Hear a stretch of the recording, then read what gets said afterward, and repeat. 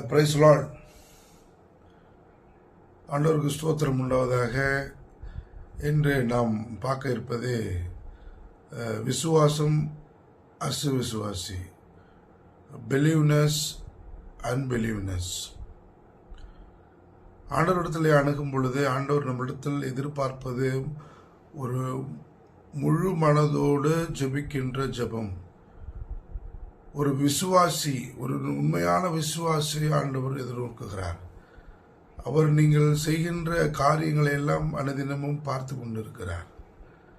நீங்கள் இரவு முழுவதும் தவறான காரியங்களில் ஈடுபட்டுவிட்டு மறுநாள் காலையிலே ஒன்றும் தெரியாமல் போல், நீங்கள் அப்பாவி போல், ஆண்டவருக்கு எதுவும் தெரியாமல் என்று நினைத்து நீங்கள் ஜெபிக்கின்ற ஜெபம் ஒருபோதும் ஏற்றுக்கொள்ளப்படுவதில்லை. நீதிமான்களின் ஜெபம் ஏற்றுக்கொள்ளப்படுகிறது.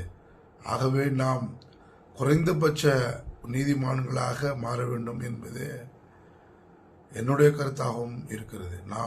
என்னுடைய கருத்தை நான் இங்கு சொல்ல வரவில்லை. ஒவ்வொருவருடைய தகுதிக்கேற்ப ஆசீர்வாதம் மாறுபடுகிறது. ஒவ்வொருடைய தகுதி ஆசீர்வாதம் மாறுபடுகிறது. முழு நேர ஜெபால் இருக்கிறான். காலையில் எழுந்தவுடன் ஜெபம் பண்ணுகிறவர்கள் இருக்கிறார்கள். மற்ற எல்லா காரியங்களிலும் ஈடுபடும் பொழுது ஆண்டவருடைய அனுமதி கேட்டு வேலை செய்கிறவர்களும் இருக்கிறார்கள். நீங்கள் செய்கின்ற காரியத்தில் நீங்கள் நீதிமான்களாக செயல்படுகிறீர்களா என்பதை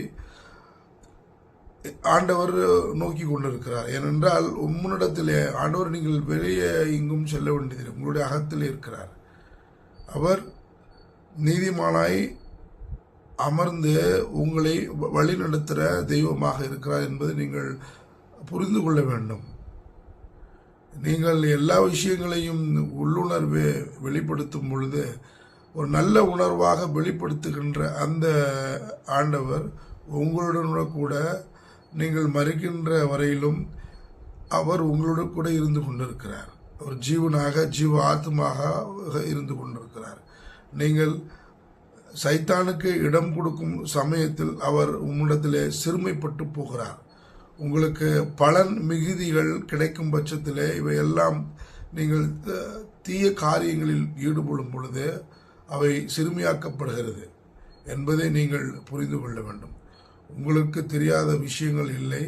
இருந்தாலும் கூட நான் அசுவிசுவாசியாக இருந்தால் உங்களுடைய முன்னேற்றம் தடைபடுகிறது. நீங்கள் உண்மையான விசுவாசியாக இருக்கும் பொழுது உங்களுடைய ஜெபங்கள் ஏற்றுக்கொள்ளப்படுகிறது. உங்களை ஐஸ்வர்யன்களாக ஆண்டவர் மாற்றுகிறார். ஆகவே நாம் ஒரு விசுவாசியாக இருக்க வேண்டும். ஒரு சின்ன எடுத்துக்காட்டு எடுத்துக்கொள்வோம். உங்களுக்கு உடல்நிலை சரியில்லாமல் போகிறது. அச்சமயத்தில் நீங்கள் என்ன செய்கிறீர்கள்? மறந்து விடுகிறீர்கள், மறந்தும் இருந்து விடுகிறீர்கள். நீங்கள் மருத்துவரை தேடி நாடி செல்கிறீர்கள்.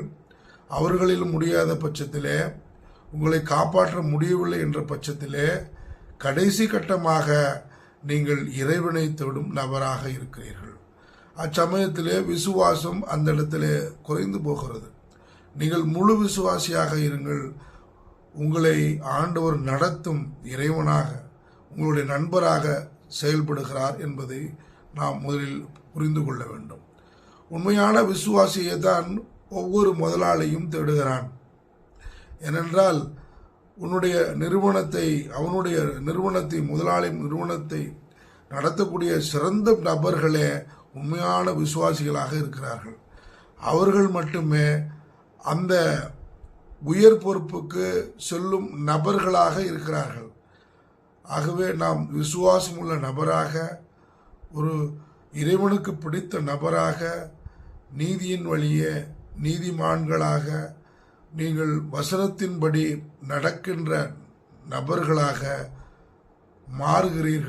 மாற வேண்டும். ஆகவே நாம் விசுவாசமுள்ள நபராக மாற வேண்டும் என்பதே ஆண்டவருடைய விருப்பமாக இருக்கிறது. ஆமென்.